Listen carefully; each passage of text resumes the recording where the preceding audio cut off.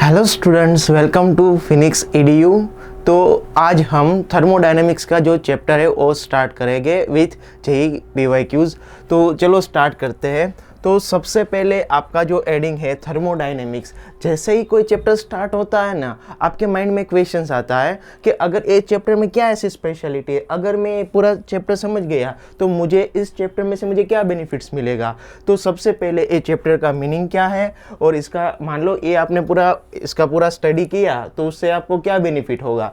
तो देखो, आपका जो चैप्टर है ना उसका नाम है थर्मोडायनेमिक्स।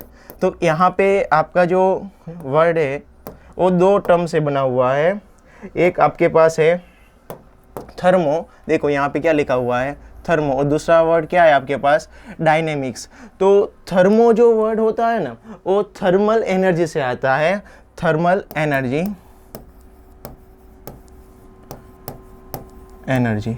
और दूसरा जो आपके पास वर्ड है वो है डायनेमिक्स, डायनेमिक्स मोशन से आता है। तो दूसरा आपके पास क्या है, मोशन। तो थर्मल एनर्जी कैसे क्रिएट हो सकती है, टेम्परेचर से। तो यहाँ पे ये जो आपके पास पूरा चैप्टर है ना उसमें आपको क्या करना है कि अगर आपके पास थर्मल एनर्जी है कहीं पे भी अवेलेबल तो उसकी वजह से आपको मोशन कराना है। कहाँ पे हम ऐसी चीज़ें देख सकते हैं, मान लो आपके पास जो 4 व्हीलर या फिर 2 व्हीलर होती है उसमें आप पेट्रोल या फिर डीजल डालते हो, तो जब वो पेट्रोल या फिर डीजल बर्न होता है तब अल्टीमेटली क्या क्रिएट हो रही है, थर्मल एनर्जी। अब उसकी मदद से आपकी बाइक है, आपकी जो 2 व्हीलर है वो आगे बढ़ती है ना, तो उसकी वजह से क्या हो रहा है, यहाँ पे मोशन हो रहा है। तो ऐसा ही कुछ आपके पास थर्मल एनर्जी है, उसकी वजह से आपको मोशन करानी है। तो ये पूरा जो ऑब्जर्वेशन होता है ना, ये पूरा जो स्टडी होता है हम कहाँ पे देखते हैं, थर्मोडायनेमिक्स में। तो इस चैप्टर में आपके पास जो इंजन होता है 2 व्हीलर या फिर 4 व्हीलर का, वो मान लो उसके आपको इफिशिएंसी है, उसकी आपकी माइलेज है वो मैक्सिमम करनी है, तो आपके पास जो इंजन है उसका आप डिजाइन कैसे करोगे, वो पूरा इंफॉर्मेशन आपको इस चैप्टर में मिलेगा। आपके इस चैप्टर के बाद आप बोल सकते हो कि आपका जो इंजन होगा ना उसमें क्या होना चाहिए, कैसे उसकी डिजाइन होनी चाहिए, जैसे आपको जो उसकी इफिशिएंसी हो कैसे मिले, मैक्सिमम मिले, वो पूरा चैप्टर यहाँ पे उसके लिए हम बात करेंगे इस चैप्टर में। तो आपको मेरे ख्याल से चैप्टर का मीनिंग समझ में आ गया होगा। आपको थर्मल एनर्जी की वजह से क्या कराना है, मोशन कराना है। तो सबसे पहले आपके पास आता है जीरोथ लॉ ऑफ थर्मोडायनेमिक्स। तो जैसे ही जीरोथ लॉ ऑफ थर्मोडायनेमिक्स आता है ना, आपके माइंड में क्वेश्चंस आता है। कोई भी लॉ होता है ना उसका नंबर हम 1 देते हैं, उसके बाद 2 आता है, उसके बाद 3 आता है। तो यहाँ पे थर्मोडायनेमिक्स में ऐसे क्या स्पेशलिटी है, तो इसने 0 से नंबर स्टार्ट किया। तो इसका रीज़न ऐसा है कि जब थर्मोडायनेमिक्स चैप्टर पूरा बना था ना तो सबसे पहले फर्स्ट लॉ ही दिया था, बट फर्स्ट लॉ दिया ना उसमें कहीं पे भी टेम्परेचर क्या है ना उसके लिए इंफॉर्मेशन नहीं दिया था। टेम्परेचर की जो फंडामेंटल प्रॉपर्टीज होती है, टेम्परेचर एक्चुअली क्या है वो समझाना पड़ेगा। देखो आपके पास जो चैप्टर है ना थर्मोडायनेमिक्स, उसमें फर्स्ट वर्ड क्या है, thermal energy. Thermo means thermal energy. तो थर्मल एनर्जी टेम्परेचर के साथ कनेक्टेड है ना।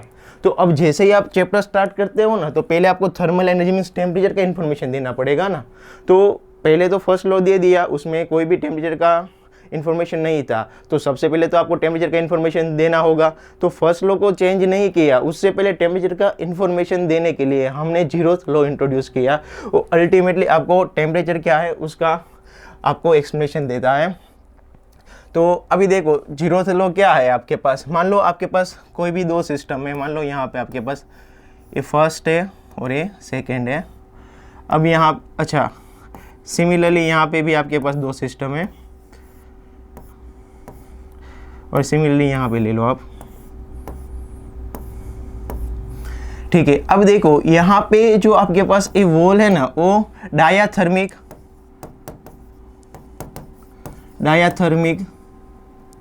या फिर आप कंडक्टिंग बोल सकते हो, कंडक्टिंग है, हर जगह पे सेम है।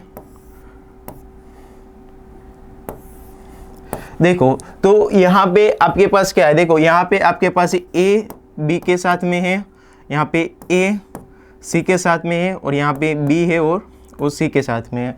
तो अब देखो यहाँ पे आपके पास दोनों यहाँ पे जो सिस्टम थी उसका टेम्परेचर अलग अलग है। मान लो यहाँ पे इसका टेम्परेचर है टी है और इसका टेम्परेचर है टी बी, इसका टेम्परेचर है टी है, इसका टेम्परेचर है टी सी, और इसका टेम्परेचर है टी बी और इसका टेम्परेचर है टी सी। अब देखो जीरोथ लॉ ऑफ थर्मोडायनेमिक्स आपको क्या कहता है, अगर आपके पास दो यहाँ पे सिस्टम है, दोनों का टेम्परेचर अलग अलग है, मान लो किसी का भी टेम्परेचर ज़्यादा है एक का टेम्परेचर कम है। तो आपको पता है हीट का फ्लो कहाँ से कहाँ होगा, higher temperature to lower temperature होगा। कब तक फ्लो होगा, जब तक दोनों का टेम्परेचर सेम नहीं हो जाता तब तक होगा। तो इसमें फाइनल कंडीशन, फर्स्ट के लिए फाइनल कंडीशन आप क्या लिख सकते हो, फाइनल क्या होगा, दोनों का टेम्परेचर सेम हो जाएगा, T A is equal to T B, और ये दोनों किस में आ जाएंगे, थर्मल इक्विलिब्रियम।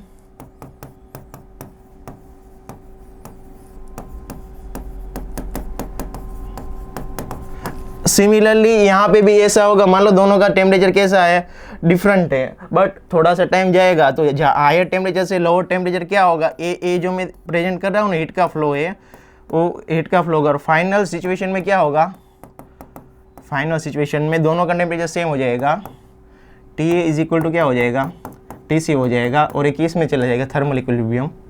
थर्मल इक्विलिब्रियम जो ऊपर जो वर्ड लिखा है वही नीचे है। तो अब देखो ए थर्मल इक्विलिब्रियम में हो गया, ए भी थर्मल इक्विलिब्रियम में हो गया। पहले ए के साथ हमने बी का थर्मल इक्विलिब्रियम किया, फिर वही ए के साथ हमने सी का थर्मल इक्विलिब्रियम किया। अब मैंने है ना ए को नहीं लिया, मैंने बी को अलग से लिया और ये सी को अलग से लिया। अब यहाँ पे भी मेरे पास जो वॉल है ना वो डायाथर्मिक या फिर कंडक्टिंग ले लो। तो अब यहाँ पे मुझे क्या देखने को मिला, आपको पता है यहाँ पे हीट का फ्लो नहीं हो रहा है। हीट का फ्लो नहीं हो रहा है मीन्स ये पहले से ही थर्मल इक्विलिब्रियम में है, पहले से ही। तो इसका मीनिंग क्या है,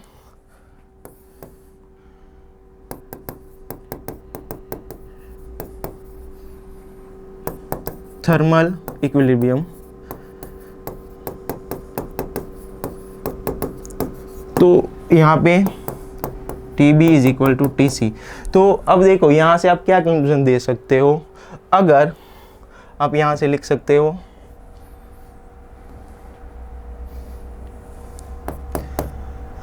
if T A is equal to T B and T A is equal to T C, then T B is equal to T C. Means A जो ए आपके पास सिस्टम है वो बी के साथ थर्मल इक्विलिब्रियम में है, और जो ए वाला है वो सी के साथ थर्मल इक्विलिब्रियम में है, तो बी भी सी के साथ थर्मल इक्विलिब्रियम में होगा। ये अल्टीमेटली आपको क्या प्रेजेंट कर रहा है कि आपका जो टेम्परेचर है ना, देखो यहाँ पे दोनों का टेम्परेचर सेम हो गया, इस वजह से यहाँ पे जो हीट का फ्लो है ना, यहाँ पे डायथर्मिक ही है आपके पास, तब भी यहाँ पे हीट का जो फ्लो होगा ना वो नहीं होगा।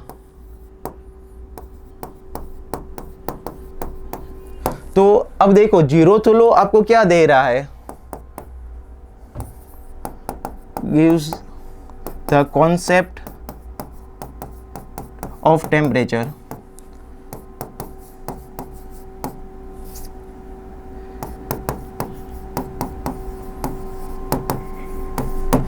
टेम्परेचर का कॉन्सेप्ट कैसे, देखो अगर हीट का फ्लो कब होगा, जब आपके पास दो बॉडी का टेम्परेचर कैसा होगा, दोनों का टेम्परेचर अलग अलग होगा।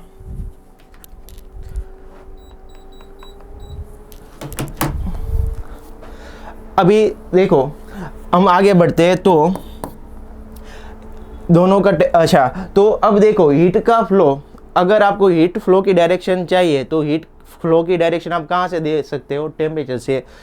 The direction of heat can be found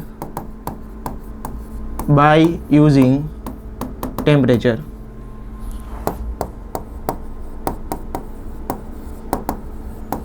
ठीक है, ये आपको जीरोथ लॉ देता है डायरेक्शन, अगर आपको फाइंड करनी है हीट कहाँ से कहाँ पे फ्लो होगी।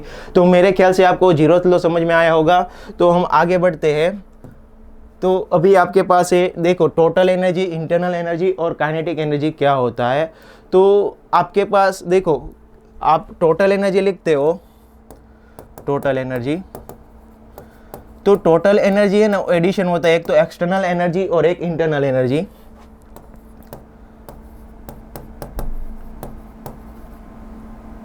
Plus internal. अगर आपने एक्सटर्नल फोर्स नहीं लगाया हुआ है, एक्सटर्नली आप कोई भी वर्क नहीं कर रहे हो, तो आपकी जो एक्सटर्नल एनर्जी होगी वो कितनी होगी, जीरो। तो यहाँ पे हम कंडीशन लिख रहे हैं, इफ एक्सटर्नल एनर्जी जीरो होगी, देन हम क्या लिख सकते हैं, E total is equal to, total is equal to क्या हो जाएगा, ई इंटरनल इंटरनल को हमें ना यू से प्रेजेंट करते हैं, इंटरनल एनर्जी को। अब मान लो आपके पास कोई भी गैस है, उसमें इंटरनल एनर्जी, अब इंटरनल का मीनिंग आपके पास जो गैस है ना उसका अंदर अंदर आपको इंटरनली देखना है। तो आप क्या देखोगे, आपके पास जो मॉलिक्यूल्स हो गए वो मोशन में हो गए, तो मोशन की वजह से आपके पास कौन सी एनर्जी डिफाइन होती है, काइनेटिक एनर्जी। तो यहाँ पे हम क्या लिखेंगे, काइनेटिक एनर्जी। अब दूसरा, आपके पास देखो कोई भी मॉलिक्यूल्स होते हैं उसके बीच में इंटरमोलिकुलर फोर्स होता है, तो उसकी मदद से आप है ना यहाँ पे पोटेंशियल एनर्जी डिफाइन कर सकते हो। तो आप काइनेटिक एनर्जी किसकी वजह से आई, मोशन, जो आपके पास मॉलिक्यूल्स है उसका मोशन की वजह से, मोशन। अब दूसरी आपके पास होता है पोटेंशियल एनर्जी, वो किसकी वजह से आ रही, इंटरमोलिकुलर फोर्स।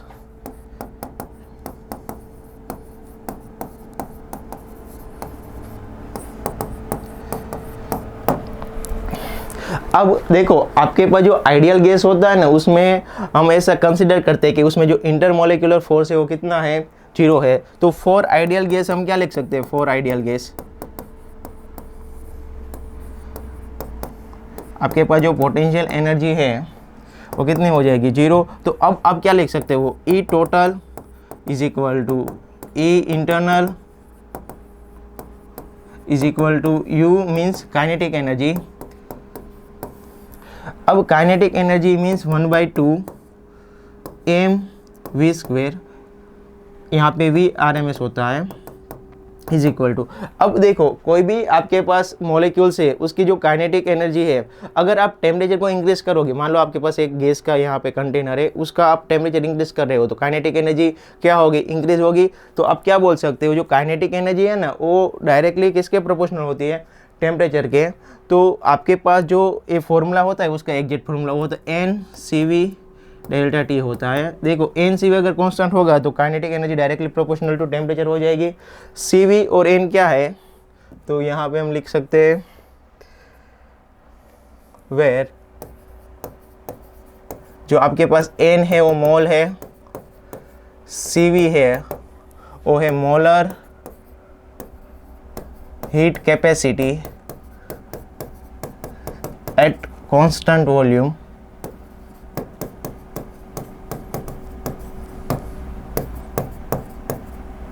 और डेल्टा T है चेंज इन टेम्परेचर।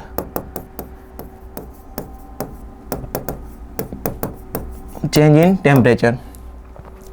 अच्छा, आपके पास जो इंटरनल एनर्जी है आपके तो यहाँ पे आपने जो मेन फॉर्मूला डिराइव किया वो internal energy, total energy E total is equal to U का मीनिंग ए इंटरनल होता है, internal is equal to kinetic energy is equal to NCV delta T।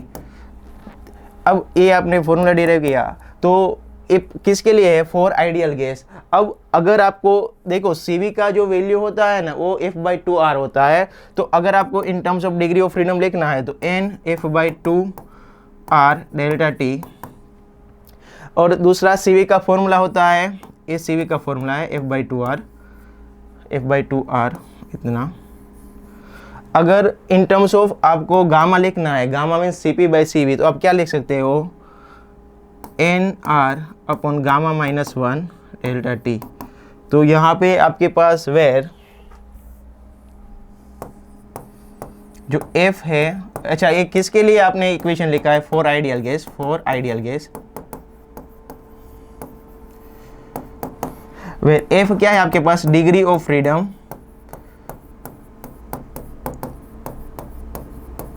और आपके पास गामा क्या है, CP/CV का रेशियो। तो अब देखो अगर आपको डिग्री ऑफ फ्रीडम नहीं पता है, गामा क्या है वो नहीं, तो मैं आपको आगे के जो लेक्चर्स है उसमें इस डिग्री ऑफ फ्रीडम पे इन डिटेल बात करूँगा, अभी आप ऐसे याद रख सकते हो। तो ये आपने जो पूरा इक्वेशन लिखा आइडियल गैस लिए है, और आपके पास जो इंटरनल एनर्जी है वो किस पर डिपेंड कर रही है, प्योरली ऑन टेम्परेचर। तो अब हम इसके लिए की पॉइंट क्या लिख सकते हैं, तो आपके पास जो U होता है is U means internal depends on T, temperature पर डिपेंड करता है। जो आपके पास U होता है ना वो स्टेट फंक्शन होता है, U is state function. State function का मीनिंग क्या होता है? देखो स्टेट मीन्स वो किस स्टेट पे है ना, इनिशियल स्टेट में, फाइनल स्टेट में, उस पर डिपेंड करता है। किस पाथ से वो आगे बढ़ रहा है उस पर वो डिपेंड नहीं करता। तो अब देखो इसका मीनिंग आप कैसे समझना है आपको कि मान लो आपके पास यहाँ पे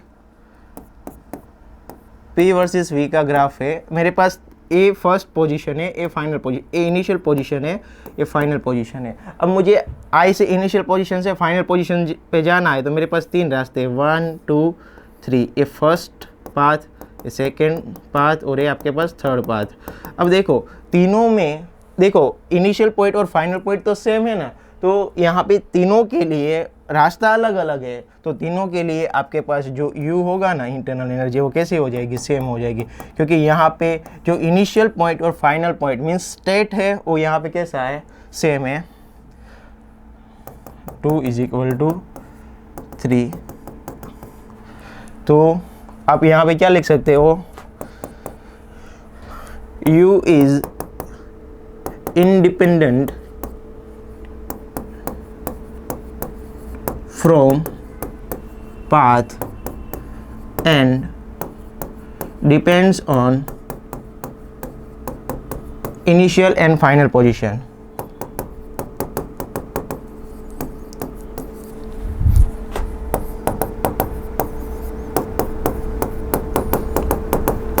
अगर मान लो आपके पास साइक्लिक प्रोसेस होगी, साइक्लिक का मीनिंग आपके पास जो पूरी प्रोसेस होती है वो ना, वो क्लोज लूप में होती है, तो उसमें आपके पास इंटरनल एनर्जी 0 होगी या नहीं होगी? तो फॉर साइक्लिक प्रोसेस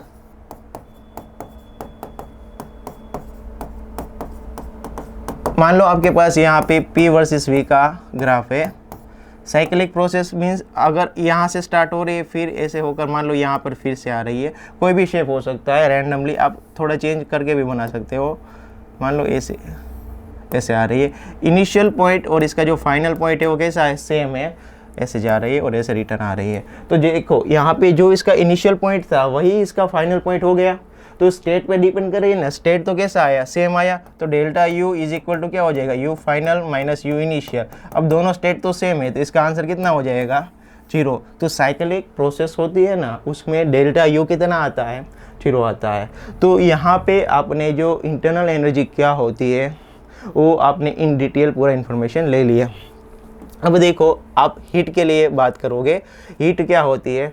अब सुनो, देखो हमारा जो चैप्टर है ना थर्मोडायनेमिक्स, उसमें आपने पहले इंटरनल एनर्जी देख रहे हो, उसके बाद आप हीट देखोगे, उसके बाद आप वर्क डन देखोगे। तो अब देखो हीट को क्यों देखना है, वर्क डन क्यों? देखो पहले आपने इंटरनल एनर्जी देखा, अब आप हीट देखोगे, उसके बाद आप क्या देखोगे? Work done. तो ये सीक्वेंस कैसे चल रहा है? तो हमें है ना, देखो जीरोथ लॉ आपने समझ लिया, अब हमें डिफाइन करना है फर्स्ट लॉ, थर्मोडायनेमिक्स का फर्स्ट लॉ। अब फर्स्ट लॉ क्या कहता है? मान लो आपके पास इंजन है, आपके पास जो बाइक है, तो उसमें आप क्या डाला? आपने पेट्रोल डाला। अब जैसे ही स्पार्क्स होगा, आपने जैसे स्विच प्रेस किया, उसमें स्पार्क्स होगा, उसकी मदद से आपका जो पेट्रोल होगा वो बर्न होगा, उसकी मदद से क्या क्रिएट होगा वहाँ पे? Heat energy. तो अब देखो हीट क्रिएट हो गई है, क्यों? अब उसमें से आपकी बाइक आगे बढ़ेगी, तो थोड़ा सा इंटरनल एनर्जी और थोड़ा सा वर्क डन में कन्वर्ट होगा, ये जो Q है ना। अब इसका मीनिंग क्या है? देखो Q है, आपने जैसे ही गाड़ी स्टार्ट किया, पेट्रोल बर्न होना स्टार्ट कर दिया, मीन्स हीट जनरेट होना स्टार्ट हो गया। अब ये हीट का यूज़ कहाँ पे होगा? तो थोड़ा सा आपके पास जो इंजन होगा ना, उसका टेम्परेचर इंक्रीज होगा। टेम्परेचर अभी आपने देखा ना, इंटरनल एनर्जी किसके प्रोपोर्शनल होती है? टेम्परेचर। अगर टेम्परेचर का चेंज हो रहा है, इंजन का टेम्परेचर इंक्रीज हो जाता है ना, आप बाइक चलाते हो तो थोड़ा सा ये जो हीट था, जो पेट्रोल का जो पूरा बर्न हो रहा था, उसमें से थोड़ा सा आपके पास जो इंजन है उसमें यूज़ हो गया। और थोड़ा सा कहाँ पे यूज़ होगा? Work done. मीन्स आपकी जो बाइक आगे जाएगी ना, वर्क डन मीन्स बाइक आगे जाएगी, तो उसमें यूज़ होगा। तो अब देख ये है ना आपके पास फर्स्ट लॉ है, ये मैं आपको इन डिटेल आगे बताऊंगा। तो सबसे पहले तो आपको Q समझना होगा ना, U भी समझना होगा, W भी समझना होगा। आपने U ऑलरेडी देख लिया है, इंटरनल एनर्जी क्या है। अब आप क्या देखोगे? Q हीट क्या है, उसके बाद आप W देखोगे। तो अब देखो आपको हीट डिफाइन करनी है, तो आपके पास हीट का कितना फॉर्मूला होता है? तो Q इज इक्वल टू आपके पास होता है C delta T where C क्या होता है, हीट कैपेसिटी, वैसे ही Q इज इक्वल टू आपके पास फॉर्मूला होता है M S delta T, where M क्या होता है, सॉरी एस क्या होता है, स्पेसिफिक हीट कैपेसिटी,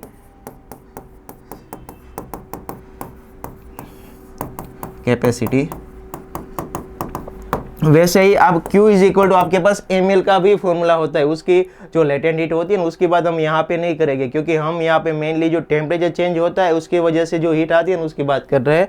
वैसे ही यहाँ पे m है, वैसे ही आपके पास होता है एन सी डेल्टा टी। यहाँ पे दो केस होते हैं आपके पास, एक तो आपके पास P कॉन्स्टेंट है और एक आपके पास V कॉन्स्टेंट है।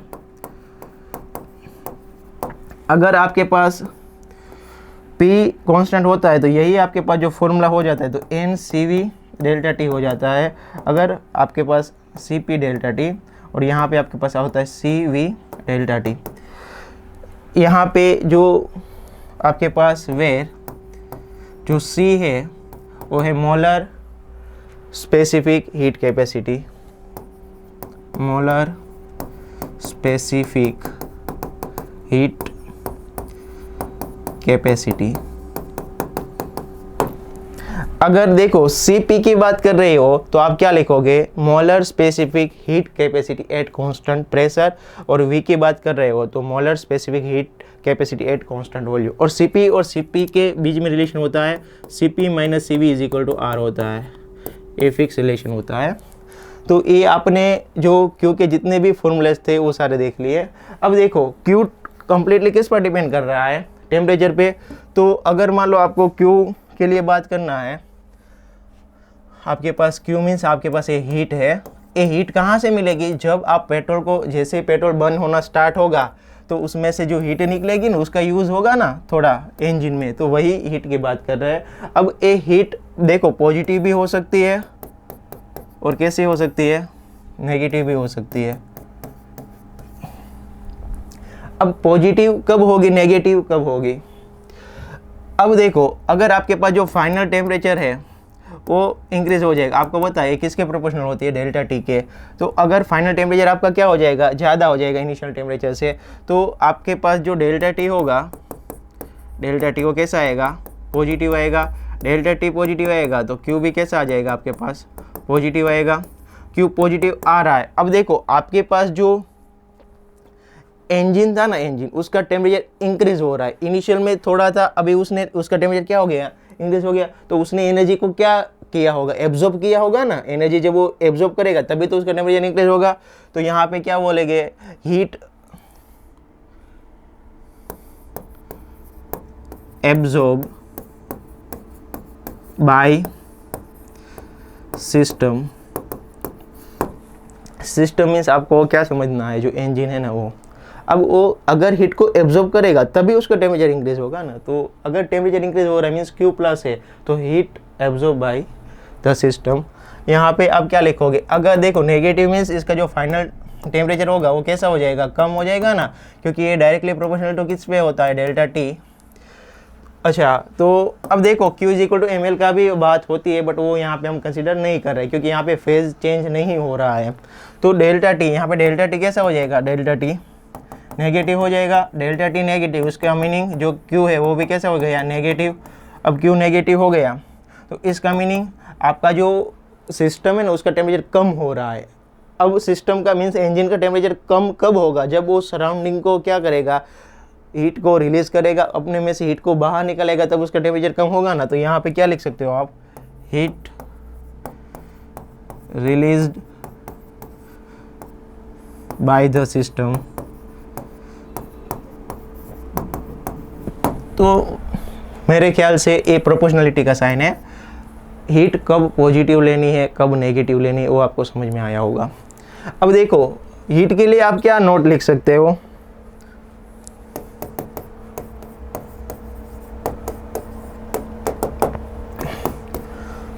तो आपके पास जो हीट होती है वो पाथ डिपेंडेंट होती है, वो स्टेट फंक्शन नहीं होता है,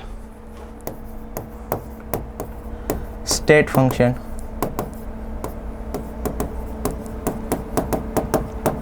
स्टेट फंक्शन नहीं होने का मीनिंग क्या है, वो इनिशियल पॉइंट और फाइनल पॉइंट पर डिपेंड करती है,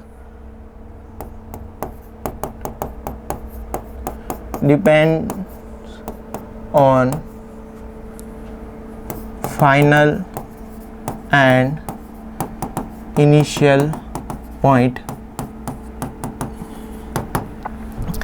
अब इनिशियल और फाइनल पॉइंट पर डिपेंड करती है, तो क्लोज लूप के लिए फॉर साइक्लिक प्रोसेस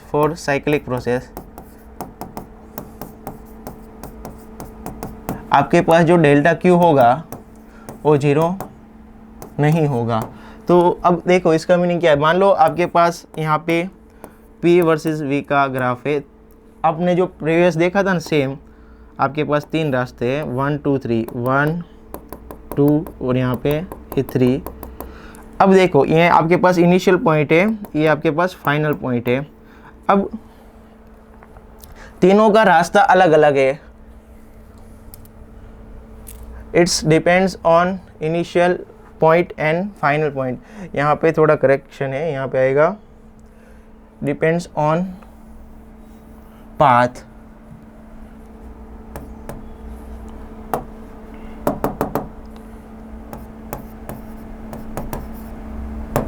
अच्छा अब देखो आपके पास यहाँ पे 3 प्रोसेस है, फर्स्ट सेकेंड और थर्ड, तीनों का रास्ता अलग अलग है ना, तो तीनों का रास्ता अलग अलग है, तो तीनों के लिए जो हीट होगी वो कैसी होगी, अलग अलग होगी। तो यहाँ पे आप फर्स्ट के लिए जो हीट है, सेकंड के लिए जो हीट है और थर्ड के लिए जो हीट है वो आप सेम नहीं लिखोगे, सेम नहीं होगी।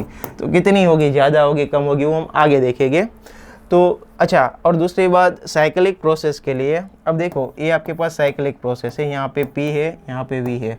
साइक्लिक प्रोसेस मीन्स आपने ऐसे सर्कल बना दिया, इनिशियल और फाइनल पॉइंट कैसा है, यहाँ पे सेम है। तो अब देखो यहाँ पे इस स्टेट फंक्शन नहीं है, मीन्स इसका जो इनिशियल स्टेट और फाइनल स्टेट है ना उस पर ये डिपेंड नहीं करती है। तो ये साइक्लिक प्रोसेस में जो आपके पास Q नेट आएगा ना वो भी 0 नहीं होगा। ठीक है, तो मेरे ख्याल से आपको जो हीट क्या है वो समझ में आया होगा। इतना याद रखना है, ये not a state function, means initial final position पे ये डिपेंड नहीं करता, बट ये पाथ कौन सा है ना उस पर डिपेंड करता है। फर्स्ट के लिए अलग आंसर आएगा, सेकंड के लिए अलग आएगा, थर्ड के लिए अलग आएगा। जो हीट होता है ना वो देखता है किस रास्ते से मैं जा रहा हूँ, देखता है, मीन्स वो पाथ अगर चेंज हो गया तो उसकी जो वैल्यू होगी ना, वैल्यू क्या हो जाएगी, चेंज हो जाएगी। अब साइक्लिक प्रोसेस, अब देखो यहाँ से स्टार्ट किया फिर यहाँ पे रिटर्न आ रहा है, तो उसने पूरा ऑब्जर्व किया, यार मेरा मोशन हो रहा है, मैं यहाँ से यहाँ पे गया फिर यहाँ पे आया, मीन्स कुछ तो मैंने किया है, तो मेरा आंसर 0 नहीं आ सकता। अब प्रीवियस में आपके पास क्या था, प्रीवियस में आपके पास था इंटरनल एनर्जी। इंटरनल एनर्जी होती है ना वो अपनी आंखें बंद रखती है, उसको पता नहीं होता मैं कहाँ से, मैं जब यहाँ से मोशन स्टार्ट कर दिया तब यहाँ पे देखा, तो देखो इंटरनल एनर्जी का क्या होता है, जब उसने मोशन स्टार्ट किया तब देखा मेरे सामने क्या है, यहाँ पे बोर्ड है। अब फिर आँख बंद कर दिया उसने, फिर आगे बढ़ा, फिर यहाँ पे पहुँच गया, फिर उसने आँख ओपन किया तो क्या देखा, यहाँ पर बॉडी है, तो उसको क्या लगा मेरा कोई भी यहाँ पे मोशन नहीं हुआ है, तो उसका आंसर कितना आ जाएगा, 0 आ जाएगा। तो ऐसे आप याद रख सकते हो, मैंने आपको जस्ट टेक्निक बताई कैसे याद रखोगे आप वो। ठीक है, अभी देखो आपके पास है नेक्स्ट टर्म वर्क डन। तो वर्क डन क्या होता है उसको समझते हैं। मान लो ये आपके पास कोई भी एक ऐसा पिस्टन है, यहाँ पे आपके पास गैस है, जब आप इस गैस को हीट करोगे तब ये एनर्जी को क्या करेगा, एब्जॉर्ब करेगा। तो इसमें क्या होगा, गैस का एक्सपांसन होगा।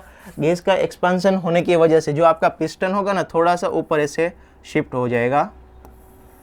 मान लो ये dx जितना ऊपर शिफ्ट हो गया, ऐसे फोर्स लग रहा है। ठीक है, तो यहाँ पे हम वर्क डन क्या लिख सकते हैं, work done is equal to F, छोटा सा work done is equal to F into D X. तो छोटा सा work done is equal to, अब आपको पता है देखो यहाँ पे प्रेशर इज इक्वल टू क्या होता है, फोर्स इज इक्वल टू होता है, प्रेशर इज इक्वल टू होता है फोर्स अपॉन एरिया। तो एफ इज इक्वल टू मैं यहाँ पे पी ए लिख सकता हूँ, P A into D x. अब देखो ए डी एक्स क्या हो जाएगा, छोटा सा वॉल्यूम, तो P D V is equal to D W. तो यहाँ पे क्योंकि मेरे पास जो ए इसका क्रॉस सेक्शनल एरिया मुझे पता है,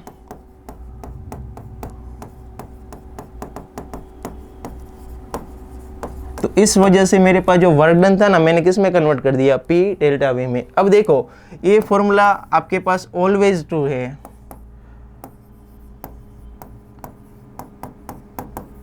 ऑलवेज ट्रू। अब देखो आपको तो टोटल वर्क डन चाहिए ना, तो आपको दोनों साइड क्या करना होगा, इंटीग्रेशन dw PD, अच्छा यहाँ पे भी इंटीग्रेशन, यहाँ पे भी इंटीग्रेशन डिफरेंशिएशन कैंसिल होगा, आपको क्या मिलेगा, टोटल वर्क डन।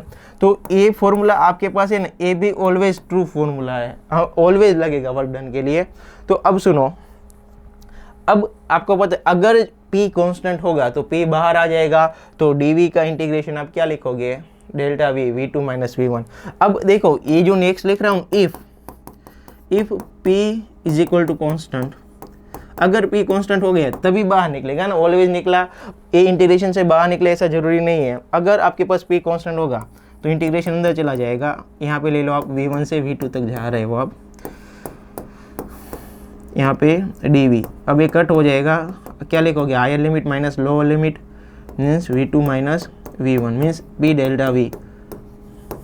तो P डेल्टा V ये फॉर्मूला ऑलवेज ट्रू नहीं है, कब ये लगा सकते हो, ओनली फॉर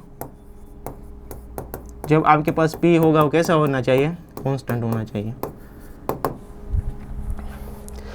तो आपके देखो वर्क डन का फॉर्मूला आपने यहाँ पे देखा, integration P dv always true formula है। तो अब देखो W is equal to work done जो आप देख रहे थे, always true formula P dv is equal to area under the curve of P versus V graph. इसका मीनिंग क्या है, अगर आपके पास P और V का ग्राफ दिया है, उसमें आपके पास कोई भी कर्व है रैंडम ऐसा, तो इसका एरिया अंडर द कर्व, ये वाला जो एरिया अंडर द कर्व होगा वो आपको वर्क डन का वैल्यू देगा। क्यों देगा, देखो अगर आपको पता है आप इंटीग्रेशन क्या करते हो, देखो छोटा सा वर्क डन, इसके लिए एरिया अंडर द कर्व निकालोगे तो इसके लिए आप क्या लिखोगे, इसका एरिया मीन्स P, ए मान लो कितना है, ये P है, ये छोटा सा चेंजेस मीन्स dv, तो क्या लिखोगे, P dv is equal to क्या होगा, आपको छोटा सा वर्क डन dw मिलेगा। आपको तो कुल चाहिए तो आपको क्या लेना होगा, इंटीग्रेशन, तो आपके पास क्या हो जाएगा, P dv। तो ये जो जब पूरा इंटीग्रेशन होगा तो आपको क्या मिलेगा, ये सब पूरा ये वर्क डन है। तो आपको अगर देखो वर्क डन दो टाइप से पूछ सकता है, एक तो फॉर्मूला से भी पूछ सकता है और एक अगर आपको ग्राफ भी दे सकता है। अब देखो वर्क डन पॉजिटिव भी हो सकता है, नेगेटिव भी हो सकता है। पॉजिटिव कब होगा, नेगेटिव कब होगा, तो आपके पास यहाँ पे W है, W मीन्स वर्क डन, दो केस हो सकते हैं, W पॉजिटिव और दूसरा क्या हो सकता है, W नेगेटिव। अब आपको पता है इज इक्वल टू आपके पास फॉर्मूला होता है P dv। अगर आपके पास वॉल्यूम है ना वो इंक्रीज होगा, देखो W proportional to delta V, अगर आपके पास जो फाइनल वॉल्यूम होगा वो इंक्रीज हो जाएगा इनिशियल वॉल्यूम से, तो आपके पास जो डेल्टा V आएगा, डेल्टा V वो कैसा मिलेगा आपको, पॉजिटिव। अगर डेल्टा V पॉजिटिव है तो W भी कैसा मिलेगा आपको, पॉजिटिव। तो यहाँ पे देखो वॉल्यूम इंक्रीज करना है, वॉल्यूम इंक्रीज कब हो सकता है, सिस्टम से आप सोचोगे तो सिस्टम का volume work done by gas और एक होता है वर्क डन ऑन गैस। अब देखो यहाँ पे वर्क डन बाय गैस, ये वर्क डन है ना गैस कर रहा है, तो इसमें क्या होगा, एक्सपांशन होगा। तो वर्क डन बाय गैस में वॉल्यूम क्या होगा, इंक्रीज होगा, तो वर्क डन कैसा आएगा, positive. Work done on gas, आप ऊपर से ऐसे प्रेस कर रहे हो, वर्क डन किस पे, गैस पे कर रहे हो, वर्क डन ऑन गैस, तो इसका वॉल्यूम क्या हो जाएगा, इससे ये आपके पास गैस का कम हो जाएगा, तो उसमें वर्क डन कैसा आ जाएगा, नेगेटिव। तो यहाँ पे आप क्या लिखोगे, work done by the gas, और यहाँ पे work done on the gas. देखो नेगेटिव मीन्स नेगेटिव कब होगा, जब फाइनल आपके पास वॉल्यूम होगा वो कैसा होगा, कम होगा।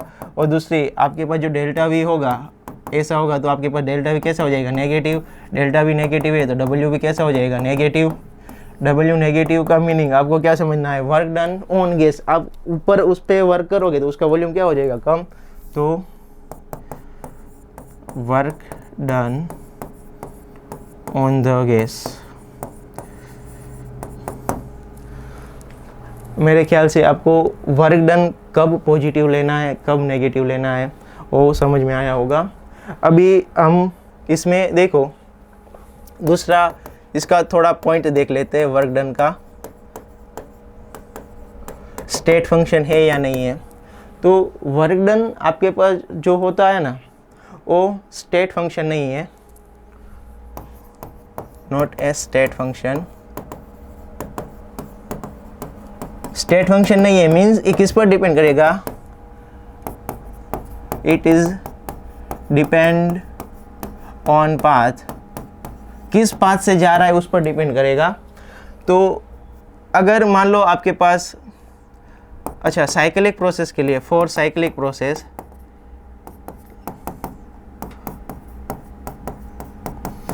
अब पाथ से तो जाएगा, साइकिल कब बनेगी, जब आप आगे बढ़ोगे फिर ऐसा आप रिटर्न आओगे, मीन्स आप रास्ता तो कवर करोगे ना। तो इसका जो साइक्लिक प्रोसेस का आंसर होता है ना, वो 0 नहीं होता है। कैसे आप समझ सकते हो, मान लो आपके पास यहाँ पे ऐसे आप ग्राफ बनाओगे, देखो यहाँ पे P है, यहाँ पे V है, यहाँ पे P है, यहाँ पे V है। आप यहाँ से जा रहे हो, इनिशियल पॉइंट है, ये आपके पास फाइनल पॉइंट है। तो अब 3 रास्ता, आप ऐसे जाओ, एक बार ऐसे जाओ, एक बार ऐसे जाओ। यहाँ से इस डायरेक्शन में जा रहे हो तो एरो आप ऐसे बनाओगे। और साइक्लिक प्रोसेस मीन्स जहाँ से स्टार्ट किया वहाँ पर ही आपको रिटर्न आना है, ऐसा। अब सुनो, देखो पहले तीनों का आंसर कैसा आएगा, सेम नहीं आएगा। ये फर्स्ट पाथ, ये सेकेंड पाथ, ये थर्ड पाथ। अब देखो फर्स्ट जो आपके पास कर्व है ना, उसका एरिया अंडर द कर्व देखो, तो इसमें एरिया अंडर द कर्व ज़्यादा है, मीन्स फर्स्ट का जो वर्क डन कैसा आएगा, ज़्यादा आएगा। अब दूसरे के लिए आप एरिया अंडर द कर्व थोड़ा सा कम हो गया, और थर्ड के लिए और कम हो गया, क्योंकि आपको पता है, देखो वर्क डन क्या होता है, वर्क डन होता है एरिया अंडर द कर्व। आपके पास जो कर्व है उसके नीचे कितना एरिया बन रहा है, वो क्या होता है, वर्क डन। तो आप यहाँ पे क्या लिखोगे, तीनों के लिए सेम नहीं है, और सबसे ज़्यादा किसके लिए है, फर्स्ट के लिए है, उससे कम सेकंड के लिए, उससे कम किसके लिए है, थर्ड के लिए है। अब साइक्लिक प्रोसेस में देखो, ये आपके पास इनिशियल था, ये आपके पास यहाँ पे आपके पास ए, आपके यहाँ पे हम लिखेंगे, अच्छा आप पहले यहाँ पे आए, फिर यहाँ पे आए, फिर आप रिटर्न 1 पोजीशन पे आ गए। तो देखो आपके पास W नेट क्या होगा, पहले तो आप कहाँ से गए, 1 to 2 गए, मीन्स इतना एरिया अंडर द कर्व लेना है, प्लस अब आप कहाँ से जा रहे हो, 2 से 1 जा रहे हो, मीन्स आपको फिर से नीचे वाला लेना है, ठीक है। तो इसका आंसर क्या होगा, 0 नहीं होगा। अब सेकेंड वाला नेगेटिव होगा, वो कैसे होगा मैं अभी आपको बताता हूँ। तो इसका आंसर 0 नहीं आएगा, ठीक है। तो ये आपके पास बेसिक जो चीज़ें होती है, वर्क डन स्टेट फंक्शन है या नहीं है, किस पर डिपेंड करता है, वो आपने यहाँ पे देखा। अब ये आगे देखते हैं। तो अब देखो आपके पास work done area under the curve होता है।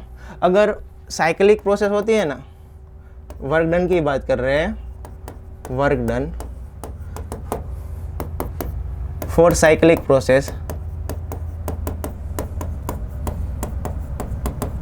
देखो आपके पास साइक्लिक प्रोसेस है और ग्राफ है P वर्सेस V का।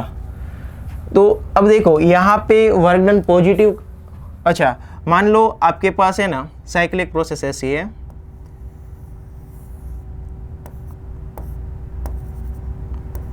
ये इनिशियल पॉइंट है और यही फाइनल पॉइंट है। तो अब देखो 1 से 2, फिर 2 से 1, तो इस अगर आपके पास साइक्लिक प्रोसेस होता है तो उसमें नेट वर्क डन आपको है ना, एक बार देखो ये 1 से 2 जाओगे तो इतना एरिया आएगा। अब जब रिटर्न आओगे तो देखो पहले तो एक्सपांशन हो रहा है, तो आप एफ नेट लिखोगे ना साइक्लिक प्रोसेस के लिए,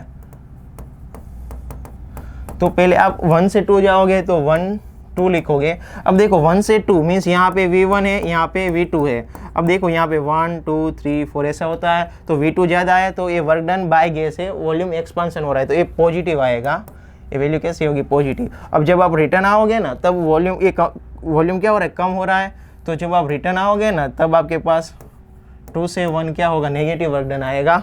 तो पहले इतना वर्क डन, उसमें से आप इतना सब्सट्रैक्ट, देखो एक टोटल है, उसमें से आप इतना सब्सट्रैक्ट कर दो तो आपको कितना मिलेगा, ये बीच वाला जो एरिया है ना वो मिलेगा। तो आप क्या लिख सकते हो, एरिया ऑफ ए सर्कल, आपके पास जो ये सर्कल है ना उसका एरिया। तो साइक्लिक प्रोसेस में अगर आपको कोई भी शेप दे दे तो आपको जो वो सर्कल बन रहा है ना, वो जो साइक्लिक प्रोसेस की वजह से जो आपके पास शेप बन रहा है ना, उसका आपको एरिया लिखना होगा। मान लो आपके पास ऐसे प्रोसेस है P वर्सेस V का, तो अब देखो इसमें आप एरिया अंडर द कर्व क्या लिखोगे, W इज इक्वल 1/2 इसकी हाइट अपॉन इसका, ये मान लो H है और ये B है, तो आप क्या लिखोगे 1/2 H इंटू बी। अब देखो पॉजिटिव है या फिर नेगेटिव है वो समझने के लिए आपको दो चीज़ें देखनी होगी। अगर आपके पास जो साइकिल है वो क्लॉकवाइज होगी for P versus V graph cyclic process,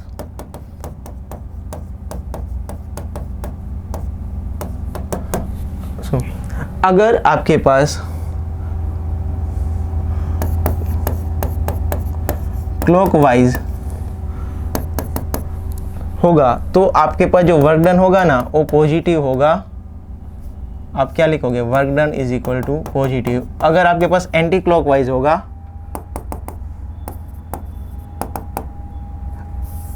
clockwise means देखो आपके पास यहाँ पे P है, यहाँ पे V है, आपके पास आप ऐसे जा रहे हो ऐसे, तो इसका जो वर्क डन आएगा ना वो कैसे आएगा, पॉजिटिव।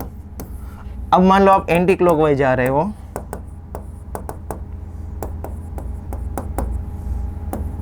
तो आपके पास जो वर्क डन होगा ना वो आपके पास नेगेटिव आएगा। उसका मीनिंग क्या है, आप एन एंटी क्लॉकवाइज मीन्स आप ऐसे जा रहे हो, मान लो आप पहले आप सर्कल बना दो, एंटी क्लॉकवाइज मीन्स आप ऐसे जा रहे हो, तो यहाँ पे जो आपके पास वर्क डन होगा ना कैसा आएगा, नेगेटिव। अब देखो क्लॉकवाइज में पॉजिटिव क्यों है, एंटी क्लॉकवाइज में नेगेटिव क्यों है, क्योंकि आपको पता है देखो यहाँ से यहाँ पे जा रहे हो तो ए एरिया आगे बढ़ने का मीन्स वॉल्यूम एक्सपांसन एरिया तो ज़्यादा है ना, तो ज़्यादा का इफेक्ट रहेगा, ज़्यादा का इफेक्ट रहेगा। उसका मीनिंग आपके पास जो आंसर आएगा वो कैसा आएगा, पॉजिटिव। अब आप एंटी क्लॉकवाइज में जा रहे हो तो देखो ज़्यादा एरिया तो यहाँ पर है ना, ए कम है, ए तो यहाँ पे कंप्रेशन हो रहा है ना, तो आंसर कैसा आना चाहिए, नेगेटिव। तो अब देखो हम क्वेश्चन देखते हैं। फर्स्ट क्वेश्चन आप में क्या दिया हुआ है आपको, आपके पास half mole of an ideal gas, तो मोल का value n is equal to दिया हुआ है 1/2। Monoatomic gas is heated at constant pressure, pressure का वैल्यू आपको दिया है 1 atm, टेम्परेचर T1 दिया है, T2 दिया है 20 degree Celsius 90 degree Celsius, delta T आपके पास 90 - 20 मीन्स 70 डिग्री सेल्सियस हो जाएगा। अब केल्विन में भी सेम होता है, अगर आप केल्विन में लिखोगे तब भी चेंज सेम होता है। आर का वैल्यू आपको दिया हुआ है 8.31 जूल पर मोल केल्विन। आपको क्या बताना है, वर्क डन बाय गैस, तो वर्क डन बाय गैस कितना होगा, W। अब प्रेशर आपको कैसा दिया है, P कांस्टेंट दिया है।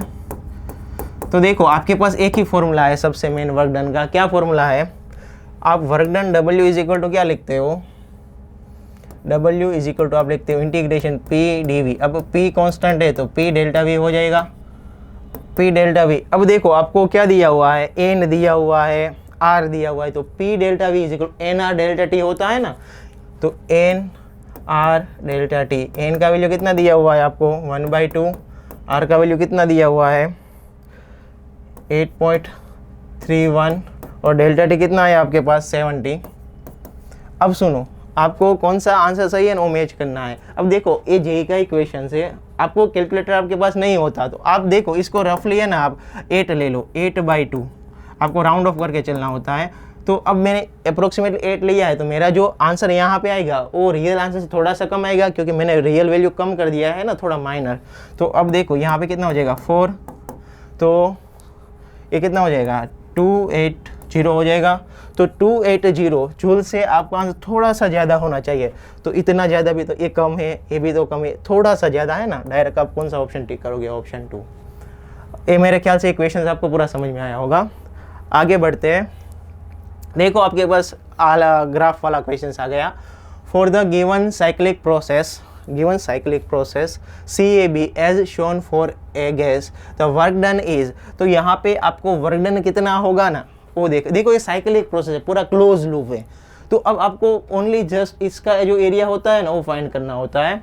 तो इसका एरिया कैसे आप फाइंड करोगे, तो एरिया अंडर द कर्व, पहला तो आपके पास ये क्या है, ट्रायंगल है, तो 1/2 बेस इंटू हाइट,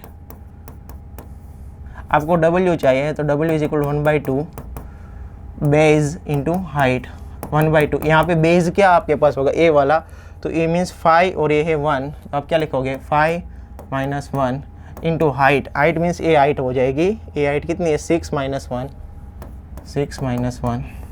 तो ये हो जाएगा 4 5/2, तो कितना हो जाएगा 2, ये कितना आएगा 10। अब देखो यहाँ पे पास्कल है, यहाँ पर मीटर क्यूब है, तब इसका आंसर किस में आ जाएगा, जूल में। तो इसका जो आंसर होगा वो कितना हो जाएगा 10 जूल।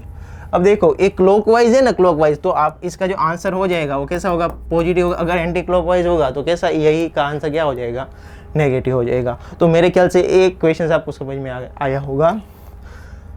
आगे बढ़ते हैं। देखो फिर सेम क्वेश्चन आ गया, P वर्सेस V का आपको ग्राफ दिया हुआ है।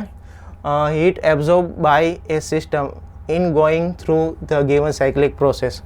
तो अब देखो यहाँ पे आपको हीट कितना एब्जॉर्ब होगा वो आपको बताना है।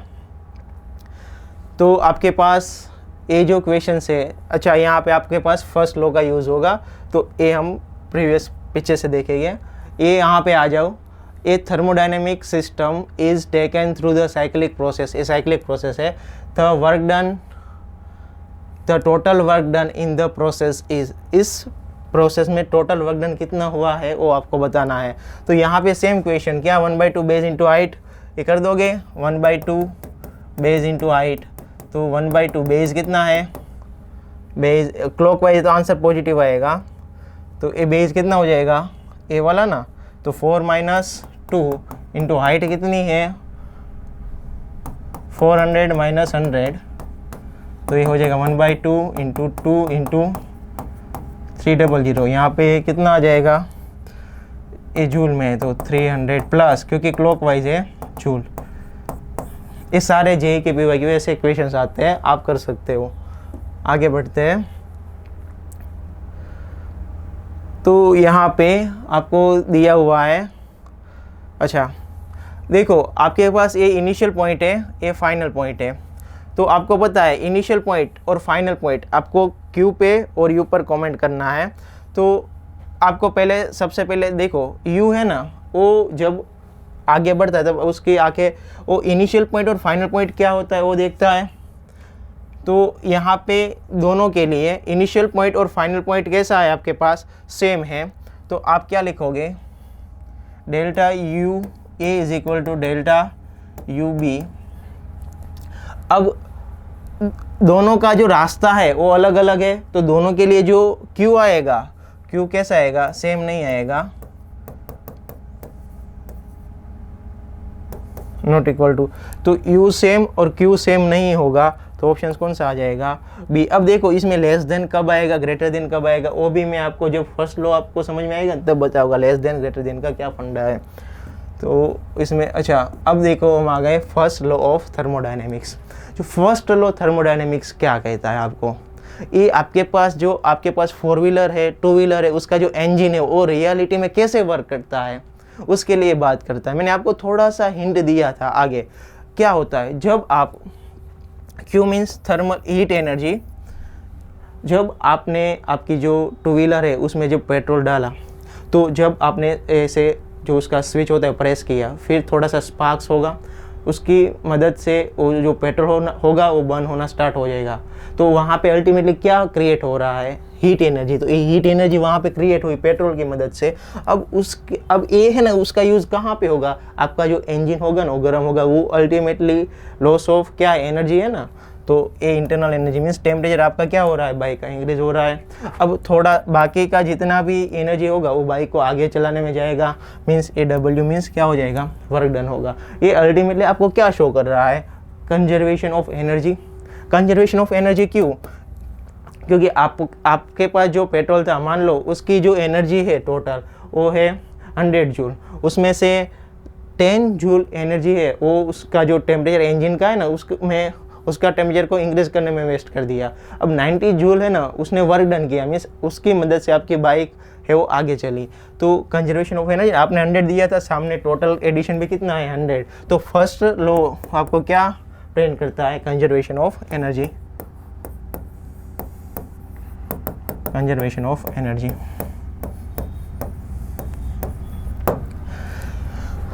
अच्छा, अब यहाँ पे है ना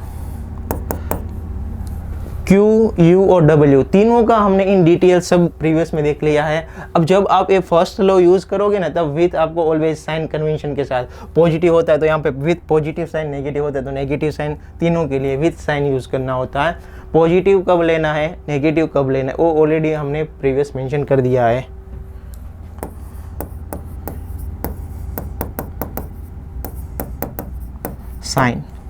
साइन के साथ आपको लेना है, तो आपको ये समझ में आ गया होगा। तो अब देखो, हम सबसे पहले एक क्वेश्चन हमने छोड़ा था यहाँ पे, वो देख लेते हैं। ए वाला क्वेश्चन आ गया। तो यहाँ पे आपको the heat absorb by A system in going through the given cyclic process. अच्छा, साइक्लिक प्रोसेस है, साइक्लिक प्रोसेस में क्या जीरो होता है आपके पास, साइक्लिक प्रोसेस में देखो, साइक्लिक प्रोसेस में इनिशियल और फाइनल पॉइंट सेम, तो आपके पास जो इंटरनल एनर्जी होती है ना डी यू, वो कितना हो जाती है, 0। तो आप फर्स्ट लॉ यूज करो, फर्स्ट लॉ ऑफ, तो आप क्या लिख सकते हो, D Q is equal to D U. Actually जो आपके पास ये फॉर्मूला होता है ना, अच्छा यहाँ पे आता है डेल डब्ल्यू, तो D Q is equal D U plus del W. इसका आंसर कितना हो गया, 0। तो D Q is equal to क्या हो गया, डेल डब्ल्यू। तो अब आपको तो हीट चाहिए ना, तो आप क्या निकाल दोगे, वर्क डन निकाल दो, काम खत्म हो जाएगा। जो वर्क डन होगा वही इसका क्या होगा, हीट होगी ना। तो वर्क डन के लिए एरिया अंडर द कर्व। अब देखो आपके पास ए क्या है, यहाँ पे सर्कल है, तो सर्कल का एरिया पाई आर स्क्वायर होता है, तो पाई आर स्क्वायर। अब आपको रेडियस निकालना होगा ना, तो 4r 340 minus 60, 340 minus 60 divided by A diameter आएगा, डिवाइडेड बाई 2 करना होगा, डिवाइडेड बाई 2, तो ये कितना हो जाएगा 280 डिवाइडेड बाई 2, तो ये कितना हो जाएगा 14140। अब ए वैल्यू आप यहाँ पे सब्स्टिट्यूट करो, तो आपके पास क्या होगा, D Q is equal to pi means 3.14 140। अब यूनिट क्या होगा, दोनों का मल्टीप्लिकेशन कर रहे हो तो यहाँ पे सी मीन्स, अच्छा पहले तो सबसे पहले ना यहाँ पे किलो पास्कल किसका यूनिट है, प्रेशर का, और सी किसका यूनिट है, वॉल्यूम का। तो यहाँ पे वी होगा, यहाँ पे क्या होगा आपके पास पी होगा। अब इसका यूनिट आएगा, देखो यहाँ पे किलो आएगा ना के, और यहाँ पे सेंटीमीटर क्यूब, सेंटीमीटर मीन्स 10⁻² -6 ऐसे आएगा। अब यहाँ पे आप क्या लिख सकते हो, जूल। तो अब सुनो, इसको आप फर्दर सोल्व करो, तो क्या हो जाएगा आपके पास 3.14 14 00 के का मीनिंग 10⁻³ और यहाँ पे -6, तो आपके पास क्या हो जाएगा, ये पावर मैच करो तो 5 और -6 -1 3.14। अब 14 × 14 कितना आता है, 0 4 16 5, तो 196। तो आप यहाँ पे 196 लिख सकते हो, 196। अब सुनो, देखो आपको है ना कैलकुलेटर आपके पास नहीं, आपको शॉर्ट में आंसर निकालना है, तो आप क्या करोगे पता है, इसका अप्रोक्सीमेटली 3 ले लो। ये आपके पास आंसर एग्जैक्ट नहीं आएगा, रफली आएगा, इसको 3 ले लो। अब इसको है ना 196 है ना, इसको 200 ले लो और यहाँ पे -1 है तो ये कट हो जाएगा, तो आपके पास कितना आएगा 60 के करस्पॉन्डिंग आएगा जूल। तो थोड़ा सा 60 के में प्लस माइनस, तो आपके पास देखो ये तो 3 डिजिट वाला है, ये तो 19 है तो आ ही नहीं सकता, तो डायरेक्ट आप क्या ऑप्शन टिक करोगे, option number 1।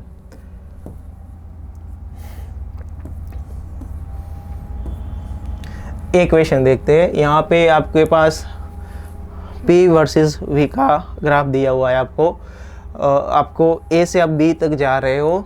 If no heat is supply to और extracted from the gas, means delta Q आपको कितना दिया हुआ है, यहाँ पे 0 दिया हुआ है। Then the change in the internal energy, तो डेल्टा U कितना होगा वो आपको बताना है। तो यहाँ पे आप फर्स्ट लॉ यूज़ कर दो, क्योंकि देखो W तो आपको यहाँ से मिल जाएगा। अब W मिल गया आपको, तो किस पर कमेंट करना है, U पे। तो ऐसा रिलेशन बताओ जिसमें आपके पास W भी हो, U भी हो और Q भी हो। तो आप कितना हीट दे रहे हो, Q थोड़ा सा टेम्परेचर में यूज़ हो गया U, और थोड़ा सा आपकी बाइक आगे चली W, तो Q is equal to U plus W। तो आप क्या लिखोगे, dQ is equal to du plus del W। तो ये तो 0 है ऑलरेडी, आपको क्या चाहिए, du चाहिए, तो 0 is equal to du plus del W। तो आप क्या लिख सकते हो, du इज इक्वल टू क्या हो जाएगा, डेल W। तो आप इसका वर्क डन निकाल दो, काम खत्म हो जाएगा। इसका वर्क डन कैसे आएगा, नेगेटिव। वॉल्यूम क्या हो रहा है, यहाँ से आप यहाँ पे जा रहे हैं, वॉल्यूम कम हो रहा है, तो आंसर कैसा आएगा, नेगेटिव आएगा। तो इसका एरिया अंडर द कर्व, देखो आपको यहाँ तक नहीं निकालना होगा, पूरा निकालना होगा, क्योंकि ये साइक्लिक प्रोसेस नहीं है आपके पास, ये पूरा एरिया आपको निकालना होगा। तो पूरा एरिया कैसे निकालोगे, तो देखो यहाँ पे 2 पार्ट बन रहे हैं, एक तो ए वाला ट्रायंगल, फिर ए वाला, दोनों का एरिया आप लिख दो। तो फर्स्ट पार्ट है, सेकंड पार्ट है। तो फर्स्ट के लिए आपके पास 1/2 बेस कितना हो जाएगा, यहाँ पे बेस हो जाएगा 200 माइनस 50 इंटू हाइट कितनी है 50 माइनस, यहाँ पे एग्जिट पॉइंट कहाँ पे है दोनों के बीच में, यहाँ पे 10 ले लो, 50 माइनस 10 प्लस ए ऊपर वाला एरिया हो गया। अब नीचे वाला क्या लिखोगे आप, 10। अब इसमें क्या होगा, इसका ए हो जाएगा 200 माइनस 50 और हाइट कितनी है इसकी 10। इसमें 1/2 नहीं आता, देखो इसमें 1/2 नहीं आता, इसमें ट्रायंगल में 1/2 आता है।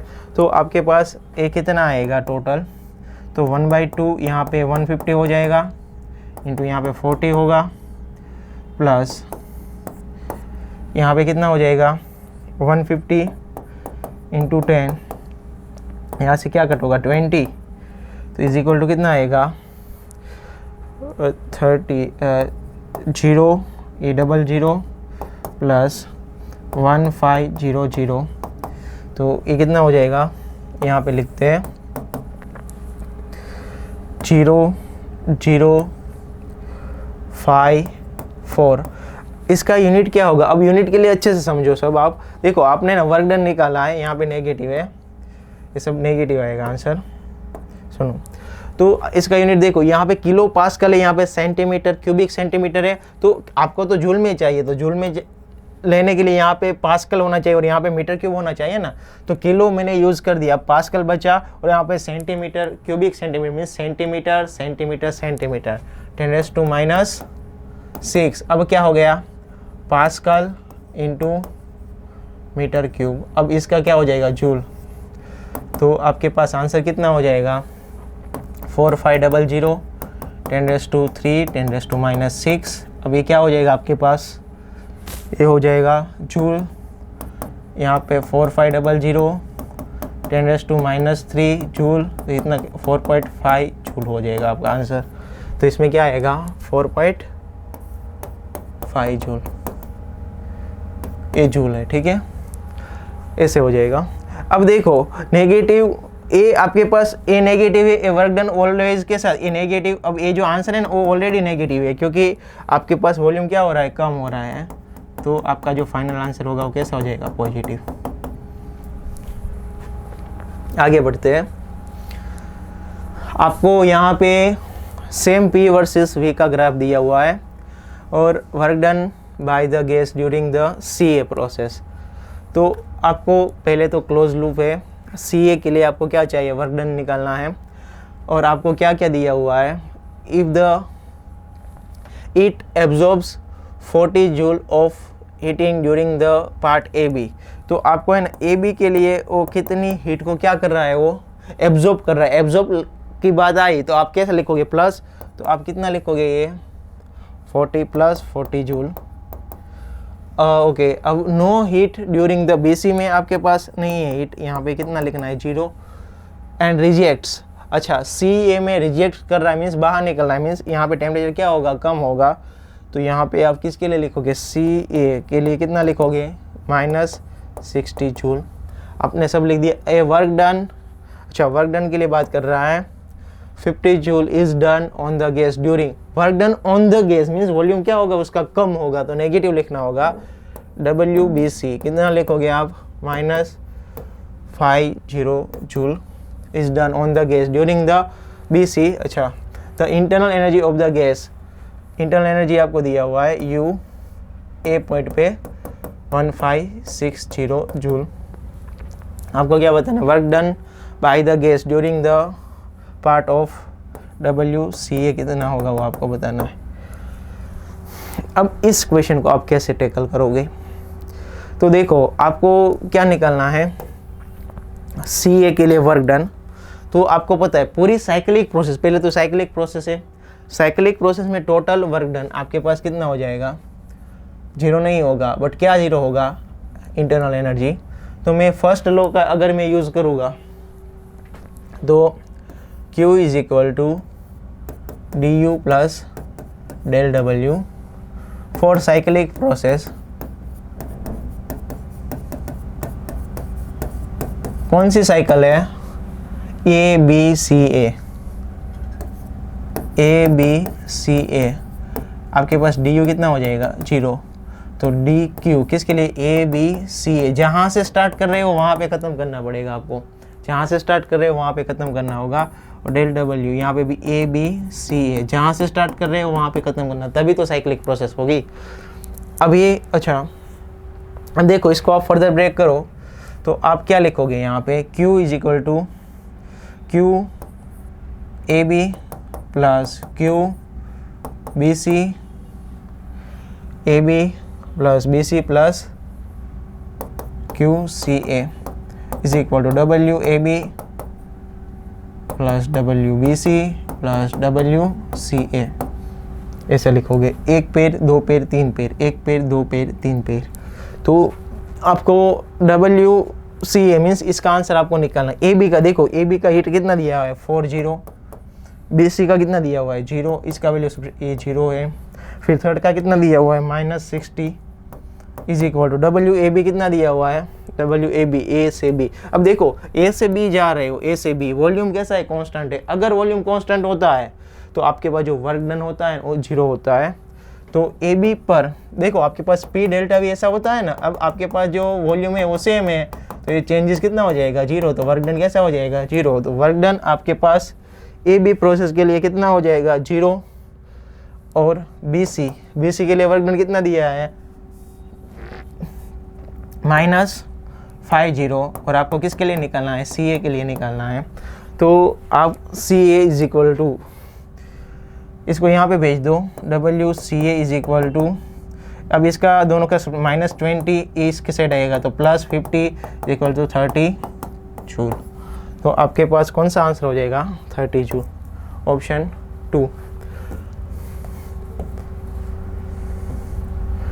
नेक्स्ट क्वेश्चन देखो यहाँ पे आपको क्या बोल रहा है, आपके पास जो वाटर है उसका मास दिया हुआ है, कितना मास है। देखो आपको मास किस में होना चाहिए, केजी में, क्योंकि यहाँ पे जो आपके पास स्पेसिफिक हीट दिया है ना वाटर की, वो यहाँ पे किस में दिया है, जूल में दिया है, पर केजी है, तो ये भी केजी में होना चाहिए। तो डिवाइडेड बाय कितना, 1000, तो 0.2 केजी, 1 2 3 पॉइंट शिफ्ट होगा। और अच्छा डेल्टा टी दिया हुआ है, delta T means T final minus T initial. अब देखो ये डेल्टा टी आपको इसमें आएगा, डिग्री सेल्सियस में। अब आपको पता है डिग्री सेल्सियस और केल्विन में जो चेंज होता है वो कैसा होता है, सेम होता है। तो ये यही किस में वैल्यू लिख सकता हूँ, केल्विन में। अभी अच्छा यहाँ पे क्या, ignoring the slight expansion of water. तो वाटर का जो एक्सपांसन हो रहा है मीन्स डेल्टा वी को आपको कैसा लेना होगा, इग्नोर मीन्स 0 लेना होगा। अगर डेल्टा वी 0 हो गया तो डब्ल्यू को पी डेल्टा वी हो जाएगा, तो डब्ल्यू भी कितना हो जाएगा, 0 हो जाएगा। तो change in internal energy, internal energy का कितना चेंज होगा ना, आपको क्या बताना है, डेल्टा यू। तो आप देखो आपको है ना डब्ल्यू पता है, यू पर कमेंट करना है। फर्स्ट लॉ का यूज़ करो, तो D Q is equal to D U plus del W.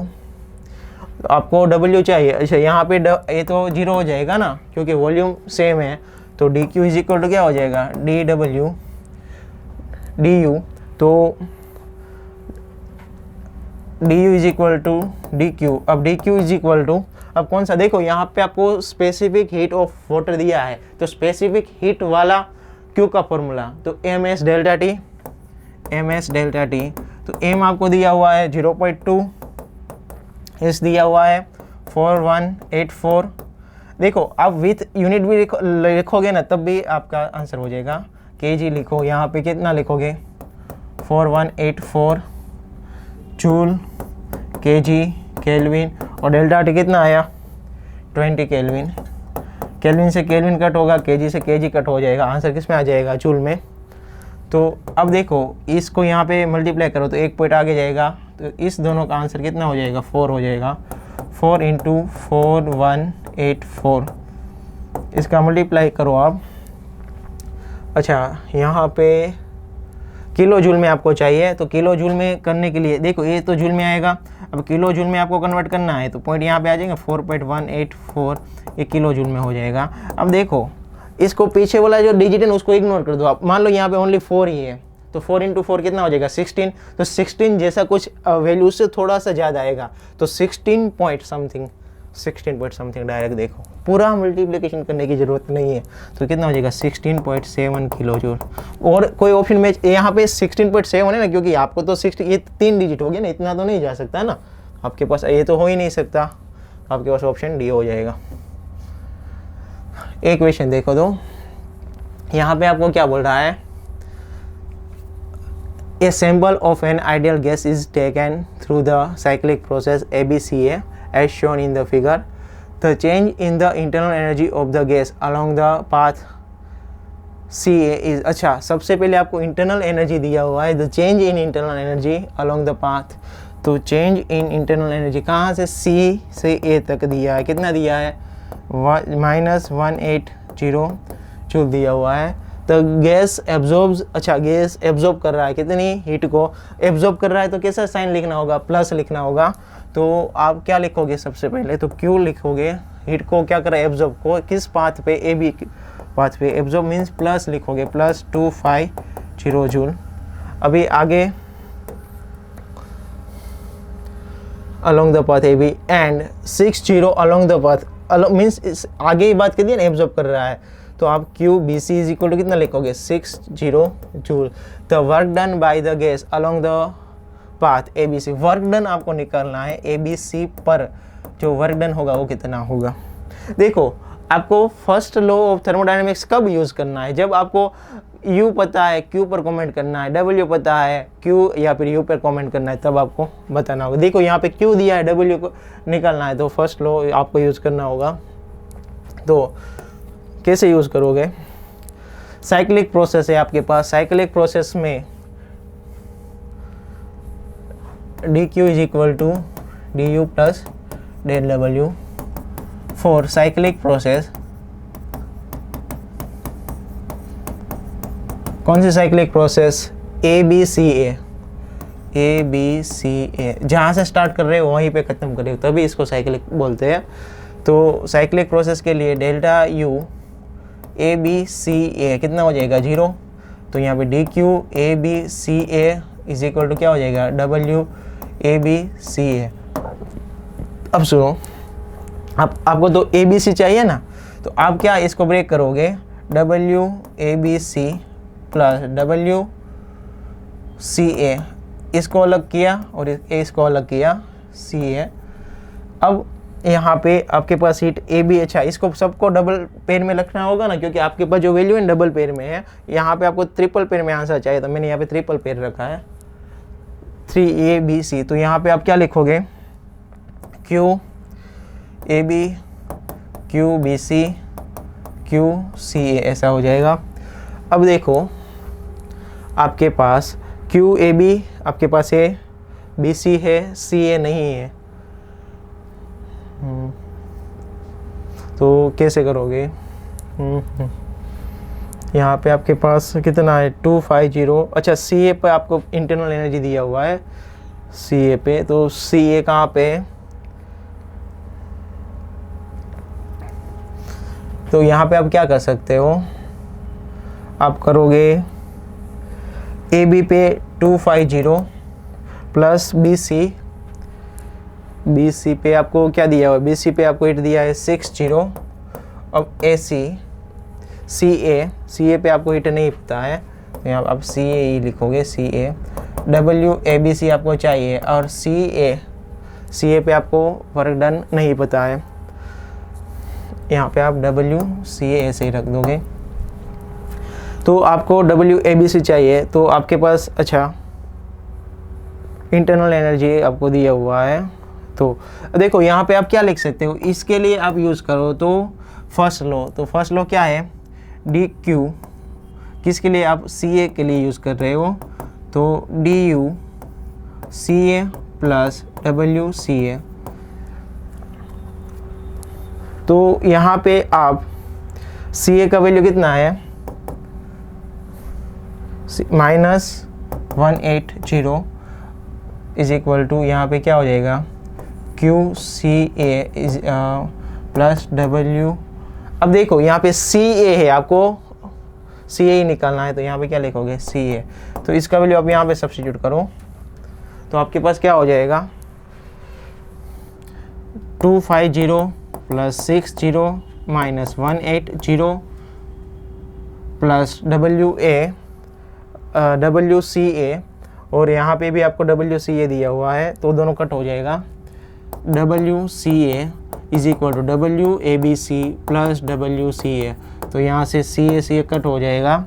अब WABC चाहिए आपको, तो इसका सबका एडिशन करो WABC, तो इसमें आप 68 करोगे तो कितना हो जाएगा, ये हो जाएगा 310 माइनस 180, तो इसका आंसर आपके पास कितना आएगा WABC, यहाँ पे आपके पास आंसर आएगा 310 माइनस 1800। इसमें अभी प्लस आप, अच्छा इसमें है ना 28 कर दो, तो फिर आप 20 सब्सट्रैक्ट कर देना आंसर में से, तो 200 310 माइनस 200, तो इसका आंसर आ जाएगा आपके पास 110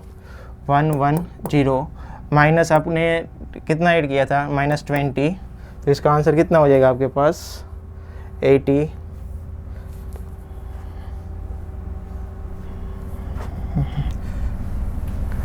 यहाँ पे आप कितना ऐड करो, आप 28 करके 20 सब्सट्रैक्ट कर दो, इसका आपने यूज़ कर दिया तो यहाँ पे प्लस होगा, तो प्लस होने की वजह से यहाँ पे कितना हो जाएगा 130 joule is equal to WABC is equal to WABC। तो यहाँ पे कितना हो जाएगा 130, ऑप्शन कौन सा हो जाएगा, ऑप्शन डी।